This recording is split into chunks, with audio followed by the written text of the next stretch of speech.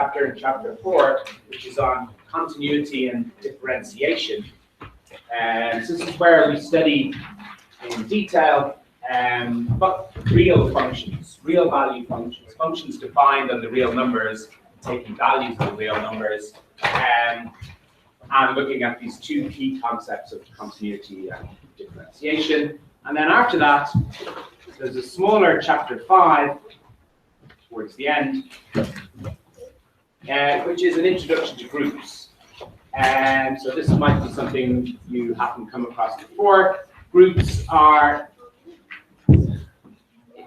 part of the topic, the general topic of abstract algebra, where we study the possibilities for structure in algebraic, mathematical algebraic systems of various kinds. A group is where you've got a set of elements with an operation defined, which has certain nice properties. Looking at the possibilities there. So this is just a kind of an introduction, a taste of group theory, which we'll be doing at the end, and we'll focus on certain types of groups.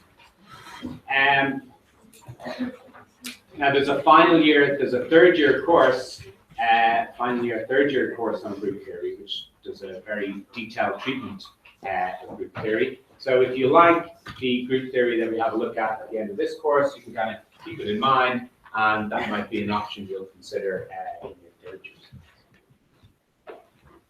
Okay.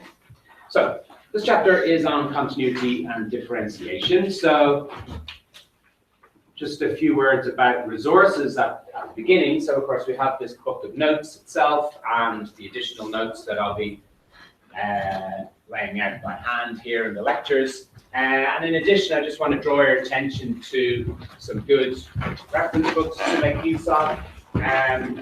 First of all, so I mean, we've mentioned these already, but there's the Shan's Outline of Calculus book. That book is very good. It contains a lot of worked examples and a lot of practice problems. So it's a very good book for doing practice work.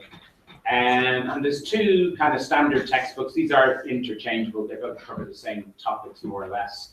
Engineering Mathematics by Stroud. And perhaps the one I prefer, I think, is Modern Engineering Mathematics by Glyn James. This one, the Glyn James book and the Shan's Outline of Calculus book, they are both accessible as ebooks. I haven't updated my notes here. The Glyn James is accessible as an ebook through the library's web system. You can follow the links from the library block.moodle. And that will contain, I think that will cover most, if not all, of the topics that we're going to look at in chapter 4, and lots more besides. So it's a good source of other explanations, some technical detail maybe, for bits that we might cover in the lectures, and again, more examples, more practice problems. Okay, so before we get on to continuity and differentiation themselves, we just got a short little section talking about limiting values of functions. So yeah, we're going to be talking about functions, real value functions, functions defined on the real numbers, where the domain of the function and the codomain are the real numbers, or maybe certain subsets of the real numbers. Okay. Now, we are already very familiar with talking using the language of limits as we applied it to sequences and series in the first term. Okay? Talked about the limit of the sequence, the terms of the sequence were getting closer and closer to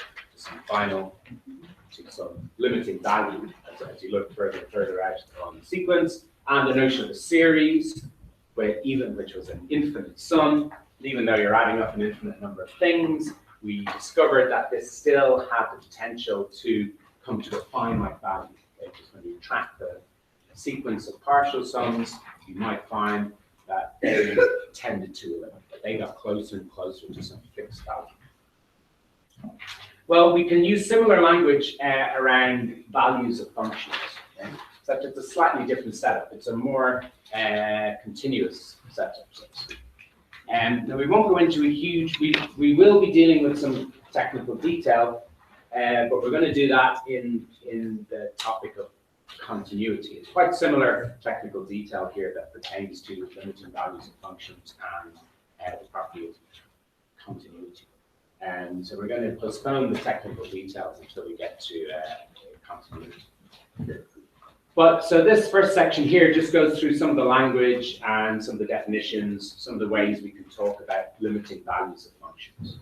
Okay? So if I have a function f, I won't specify exactly what the domain and codomain, but we'll just say that it's a real valued function. So it's going from the domain of real numbers to the real numbers themselves. We can talk about limiting values of the function. So we can say, we can put statements like this displayed equation here. You read that in English as saying that the limit as the argument x converges to a of f of x is equal to a. Okay?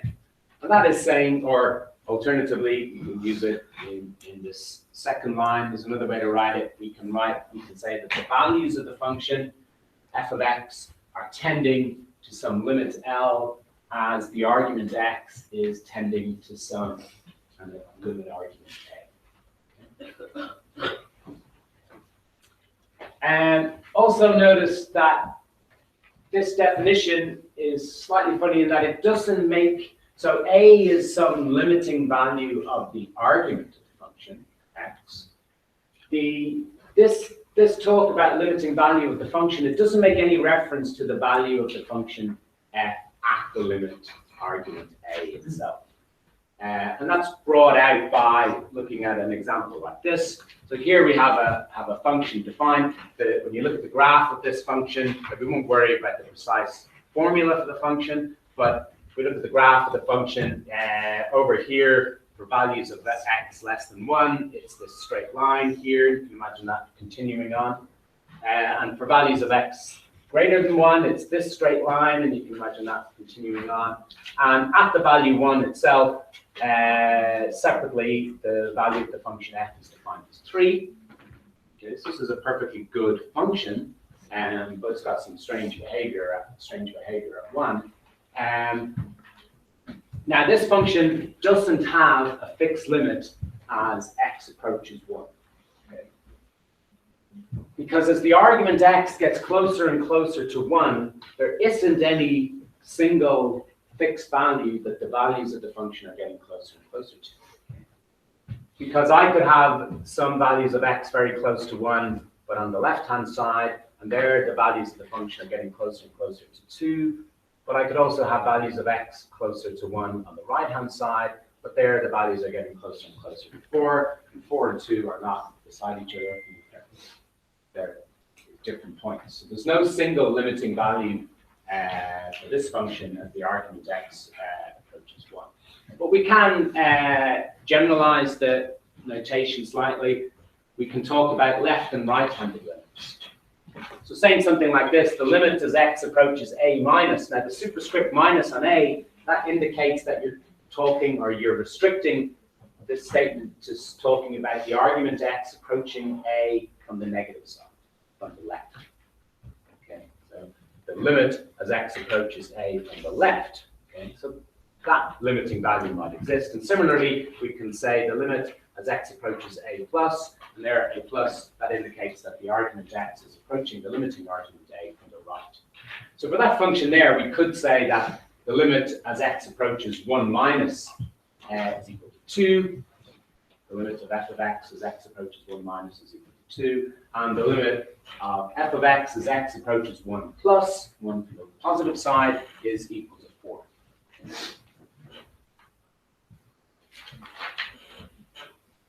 Similarly, we can bring in the symbol for infinity into the picture as well. We can talk about the limiting value of a function being equal to infinity. That will just be shorthand for saying that the function grows without any upper bound as x, as the argument x approaches this particular argument a. Okay, we can see some examples of that over the page. We think this graph here in red, this is the graph of the function 1 over x. So we can say here as you've got some statements there, the limit as x approaches 0 plus of 1 over x is equal to infinity. So that's saying the limit as x approaches 0 from the right, from the positive side. As your x approaches 0 from the right here, there is no fixed limit to the function. but we can kind of abuse the notation somewhat and say that the limit is equal to infinity. That's just indicating that the function is growing without any upper bound as you get closer and closer to zero. Get closer and closer to zero. If you continue the curve there, it's going up and up without any upper bound. Similarly speaking, I think it's just at the bottom of the previous page, we could say the limit as x approaches zero from the left. That's what the superscript minus means. The limit as x approaches zero from the left of 1 over x is equal to minus infinity. That's just indicating that the function is getting larger and larger in absolute value, but negative all the time without any lower bound. Okay. Then we can also bring the symbol infinity into the argument position, like in these statements here. So we can talk about the limit as x approaches infinity of f of x, and this limit will be equal to the value L if, as x gets closer, or not closer, as x goes out along the positive real axis and gets larger and larger without any upper bound, if the values of the function are settling down to some limiting value, then we can make statements like that. Okay. So for the function 1 over x again, we can say as x approaches plus infinity, meaning as x goes through larger and larger positive values, then 1 over x has the limiting value 0. As we continue this curve here out to the right, we'll see it's getting closer and closer to 0 level. And also the limit as x approaches minus infinity, so that means what's the limit as x gets larger and larger in the negative direction? Well, that's equal to 0 also, okay? Because that red, this branch of the curve, this red curve is getting closer and closer to 0 as you go out along the negative real axis. Now, first, we can decide, we can make statements about those limiting values of that function 1 over x there with quite a lot of confidence, because it has a nice simple behavior. It's easy to understand there looking at it. And we can talk about more complicated functions by deciding on their limiting values according to the kind of component parts of the function. So we have what should look to you like a very familiar looking kind of result, because it reminds us of a similar result for convergence of sequences. Remember, we had an algebra of limits theorem for sequences, which told us how to decide on the limit of a compound sequence using the known limits of the parts of the sequence. So here, what we're going to say is we're going to look at limiting values as the argument x approaches some fixed argument a. And if we know that the functions f and g, if they have limiting values, if the limit as x approaches a of f of x is equal to L, and the limit as x approaches a of g of x is equal to m, then we have these nice properties. And again, the different cases that they mirror the structure of the algebra of limits theorem for sequences as well. In that we've got a statement about linear combinations of the functions, we've got a statement about products of the functions, and a statement about quotients. Okay? And this result kind of says the kind of obvious, non-surprising thing, that when you form a new function, so when you take your functions f and g, this construction here, alpha times f of x plus beta times g of x, but for a pair of real coefficients alpha and beta, that's a new function. Okay? It's a new function you've created out of the ingredients f and g and alpha and beta. So to speak. Okay. Well, this theorem tells you that this new function you've created, it will have a limiting value as x approaches a, which is nice. So the property of having a limit is preserved when you form linear combinations of the functions.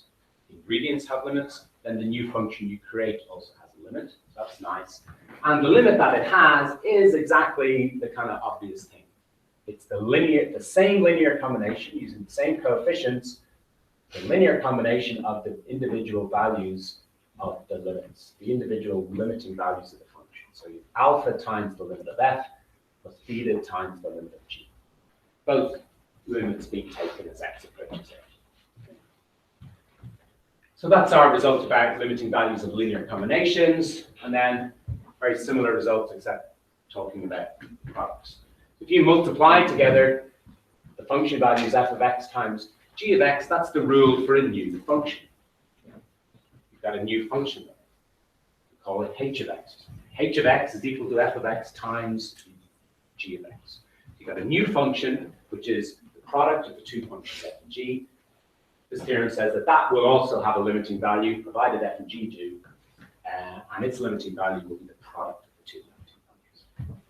So the operation that's used to construct a new function is the same operation that's applied, well, the similar connected operation. This operation here is multiplication of functions, so to speak, but here we've got multiplication of their limiting values. And a similar result about quotients as well, but providing we avoid 0. So the limiting value of g should not be 0. You probably also need an extra condition here that g of x is not 0 close to a in a neighborhood of a. We can avoid that. Okay. And we're not going to do the detailed proof of that. As I said, we'll postpone kind of technical considerations until we get to this other concept of continuity. I'll also mention again, we mentioned it slightly when we were looking at sequences. We have this property called L'Hopital's rule.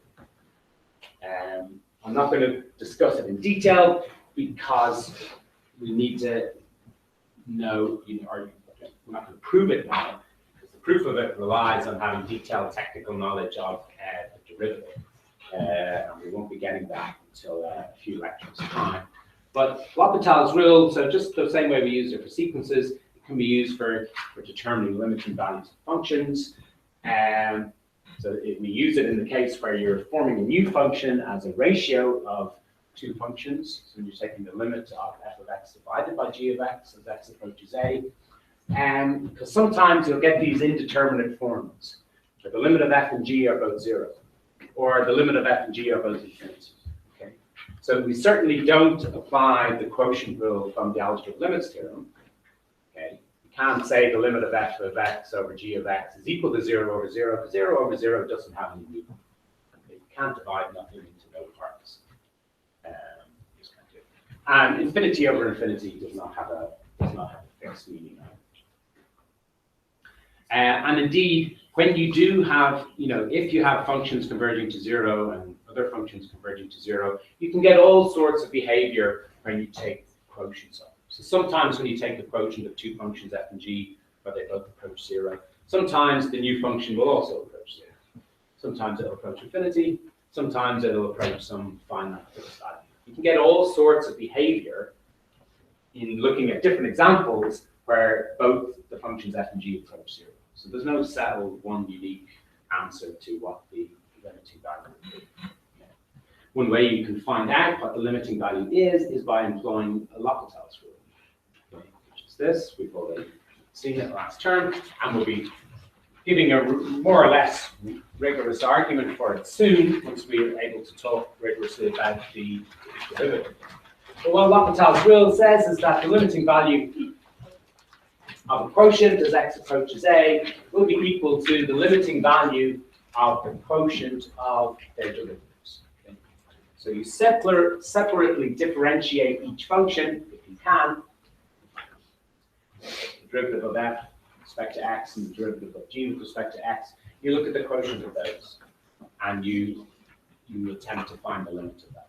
If the limit of this new quotient exists, then it will be the same as the limit of the original quotient. Okay. And you can apply it a number of different times. It may be that when you take derivatives of the two functions, you still have an indeterminate form. It may be that the derivatives themselves both approach 0. Well, then you can try and employ it again and look at second derivatives.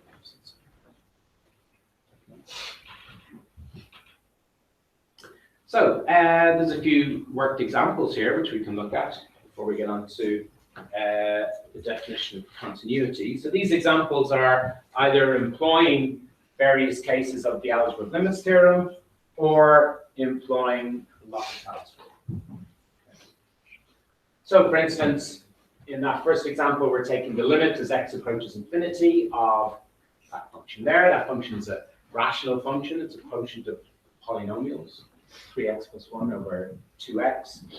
The general way to handle those, just like we handled them when we were looking at limits of sequences, would be to kind of clear the clear the variable out of the way by dividing above and below by the highest power of the variable that we see. So there we just got x to the power 1. If we divide above and below by x, we can re-express the fraction, still the same quantity in total, as 3 plus 1 over x over 2.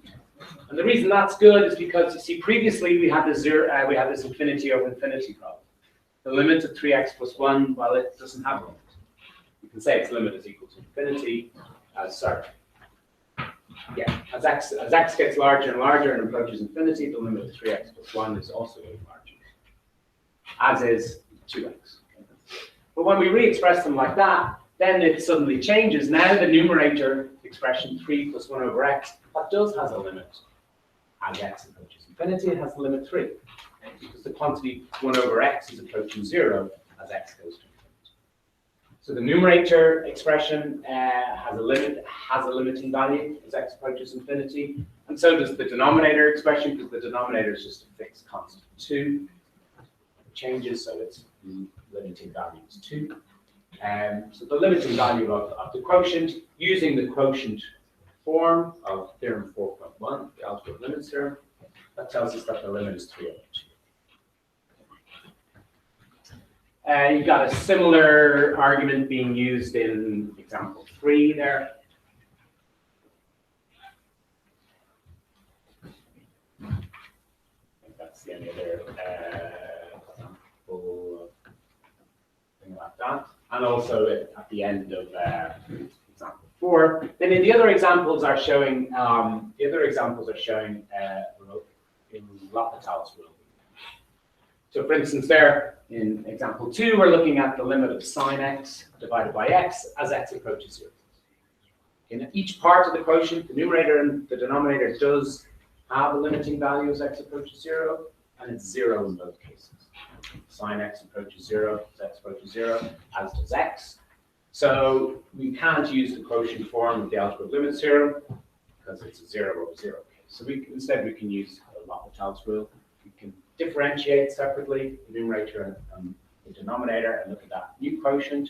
So the derivative of the sine function is a cosine function, and the derivative of x with respect to x is just a constant 1. You then got basically the limit as x approaches 0 of cosine of x. Okay? Cosine of x is a nice, well-behaved function. At the value 0, it takes the value 1. So its limiting value as x approaches 0 is going to be 1 as well. Coming down to this last example, 6. Okay, what's going on there? There we're applying L'Hopital's rule multiple times. Okay. In this example, you've got a 0 over 0 case. When you differentiate the top and bottom, you've still got a 0 over 0 case. You differentiate again, you've still got a 0 over 0 case. You can differentiate again, and at this final stage, we're here looking at third derivatives of the functions. Finally, we don't have a 0 over 0 case. We've got a minus 1 over 6. So we can apply the quotient form of the algebra of limits theorem to this final expression and say its limiting value is minus 1 over 6, and the justification for all the other equations is the application of L'Hopital's rule. Okay.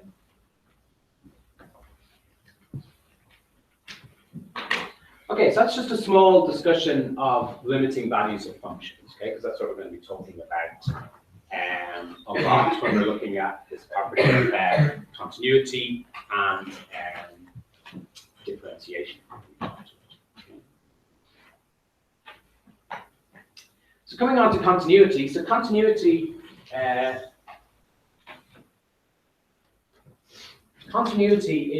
is kind of what we mean when we say we've got a nice function defined on the real numbers. Okay. And it says, so I made the point previously when I was talking about limiting value of the limiting value as x approaches a of f of x. And I made the point that that has got nothing to do explicitly with the value of the function f at a itself. Okay. That was borne out by this curious example here, where there did exist left and right-handed limits. Okay, the left and right-handed limits happen to be different. But they bore no relation to the actual value of the function at the limiting argument 1. So continuity is a property that ties together the two things, ties together the limiting value of a function as you approach a certain argument, and ties it together and connects it to the actual value that the function takes at that argument. And it ties them together in the nicest possible way by insisting that they're equal. So this is the definition of continuity. We say a function f is continuous. Function f defined on the real number, say, is continuous at the point x equals a, or at the argument a, if when you look at the limiting value of f as x approaches a, if that limiting value is actually equal to the value that the function takes at the point a. Okay. So let's just switch over to the visualizer and just make a few remarks about this, just to clarify or to illuminate this. The definition 4.1 on continuity.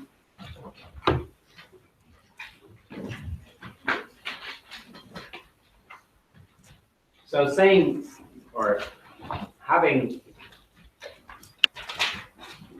the limit as x approaches a of f of x, having that actually equal to f of a means, in a sense, that f is well behaved, you can say, well behaved at a. The function is behaving well at a. The limiting value that the function is taking as you get closer and closer to a is actually the value of the function f at a. And so on. And that is kind of the case for, generic kind of typical kind of sketch you might draw of the graph of a well-behaved function. So this is the x-axis here. This is the f of x-axis here. So this might be the graph of the function.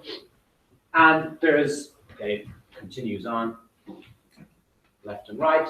And there is nothing in this picture that looks non-continuous. Everything looks nice.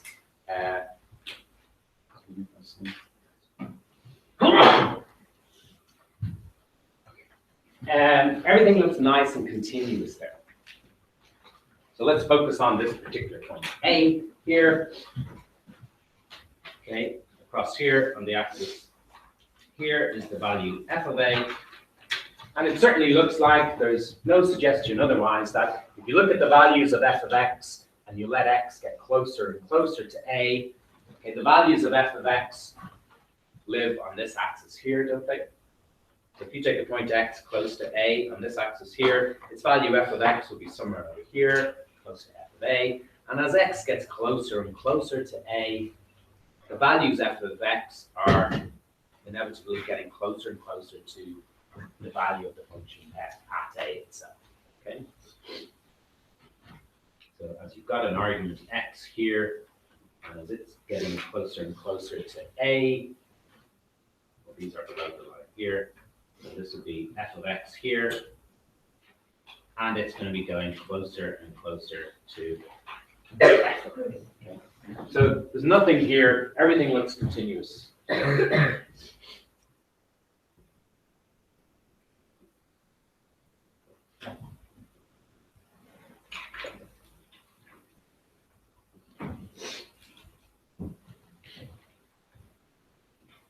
Better learn how to spell continuous once and for all, because I tend to mess up sometimes. U-O-U-S.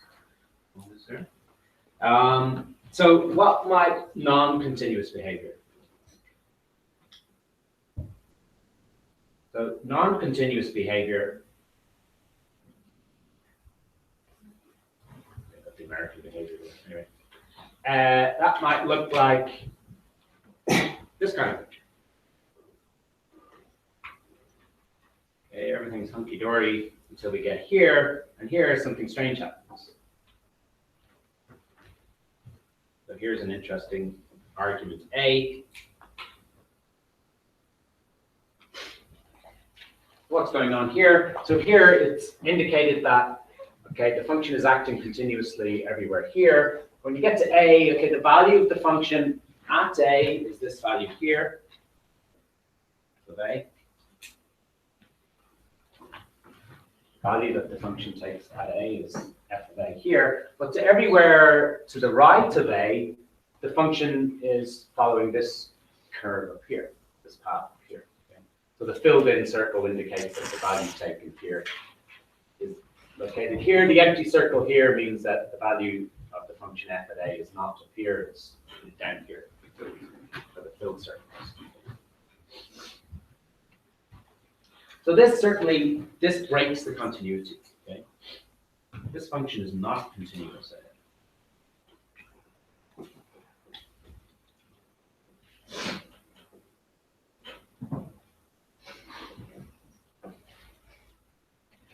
Okay, it is true that the limit as x approaches a from the negative side of f of x, okay, that's equal to f of a, looks like.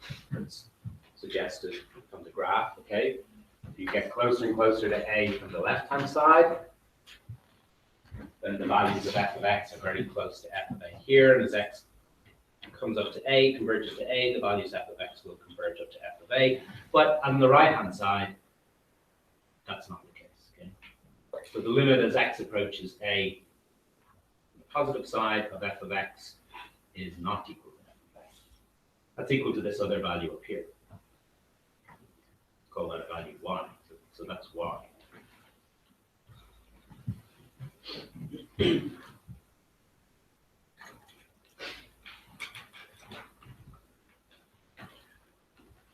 So this is not continuous. It's not continuous at a because the plane limit as x approaches a of f of x does not exist. Okay, the separate left-hand limit and right-hand limit do exist, but they're not the same. So in that kind of case, we don't have a fixed value for the limit as x approaches a of f of x. Okay? There's no fixed limited value. So this function is displaying non-continuous behavior at a. It makes a sudden, instantaneous jump in value at the point a. Everywhere else, the function is varying kind of smoothly and continuously. But as you go past the point A, something clicks, and immediate, instantaneous change happens. You're doing all fine here at nice low values, but suddenly you're jumping to high values in the blink of an eye. Okay? Not smoothly or continuously, just instantaneously. So there's some kind of break with the continuity there. Now, okay, but the situation can be rescued. Okay, this function isn't all that bad. It looks fine everywhere else. It's just maybe at this one isolated point. So we can describe such a function. We can say this function is piecewise continuous. I'll just say looks because I'm just drawing these kind of suggestive graphs. I'm not giving precise definitions for the function. So we can say this function looks piecewise continuous.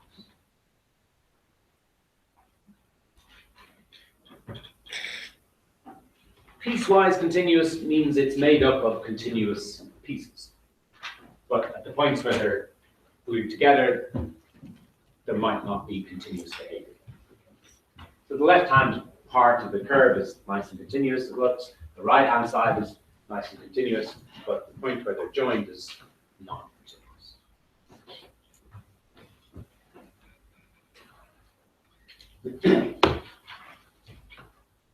Okay, now the next example on page 39 of the notes. Look at now. This example shows another type of non-continuous behavior. So certainly, non-continuous behavior can happen like this. He suddenly jumps in value of the function. But non-continuity can also happen in other ways. This is kind of more, even more pathological behavior. If you consider this function here, this is the graph of the function sine of 1 over x. Now you're familiar with the graph of the sine function. It's this nice, smoothly oscillating sine curve. perfectly continuous everywhere. There's no sudden jumps in value. The function is just smoothly changing. Okay, it's a typical oscillation movement that we see you know, in the world around us lots of time. If you look at how a simple pendulum, a simple weight at the end of a string, how that swings back and forwards under the influence of gravity, its motion is more or less similar motion to the motion of the sine. A nice, smooth, back and forth, periodic motion. Okay, but here we're looking at a slightly different function, the sine of 1 over x. Just kind of different. Now, it behaves continuously everywhere, but there's a slight problem at what happens at 0. Well, one slight problem what happens at 0 is, okay, that formula sine of 1 over x is not defined at x equals 0. Okay? 1 over 0 is not a number. You can't take sine of something that isn't a number. So that formula sine of 1 over x doesn't have a definition at x equals 0. But there isn't even a separate value that you could assign to the function at x equals 0 that would make the function continuous at 0. Okay? I could just provide just a separate definition for the function and say, well, everywhere the function is defined by sine 1 over x, and at x equals 0, the function is defined to take the value 0. Okay, so I could supply a definition for the function at x equals 0. But no matter what value I did supply, I can never make this function continuous. Now, it's not represented too well there. The resolution on the graph is great. But if you think about what happens as you approach 0, well, as you get closer and closer to 0, what's happening to the quantity 1 over x? The quantity 1 over x is getting closer and closer to plus infinity. So as you approach 0 from the right, 1 over x is getting larger and larger, and there's no upper bound to it. So what that means is, well, how does the sine function behave when you evaluate it at an argument that's getting larger and larger without any upper bound? Well, sine just keeps doing its happy thing of going up and down in a fixed periodic way. So the function sine of 1 over x has to do that as you get closer and closer to 0. So the reason the representation is kind of broken down is because as you get closer and closer to 0, the function is oscillating up and down. And it does so an infinite number of times as you travel towards 0. Okay? So between 1 and 0, the function is going up and down an infinite number of times. So there is no fixed limiting value for this function as x approaches 0. Okay? There's no one fixed value that the function is getting closer and closer to as x approaches 0, because it's just increasingly quickly oscillating up and down between 1 and minus 1. It's doing so an infinite number of times. And the speed at which it's doing it is increasing all the time. So this is pathologically kind of non-continuous at 0. That's the way we describe that. And a similar thing happens if you approach 0 from the left. Okay? Because then the argument 1 over x is getting closer and closer to minus. So this is a function which has kind of extremely bad behavior at x equals 0. It's fine everywhere else. Everywhere else, the function is defined by sine 1 over x. It's a combination of continuous functions. The function 1 over x, as long as you stay away from 0, it's nice and continuous. The sine function is continuous. So it's continuous everywhere except at this one bad point 0. Okay?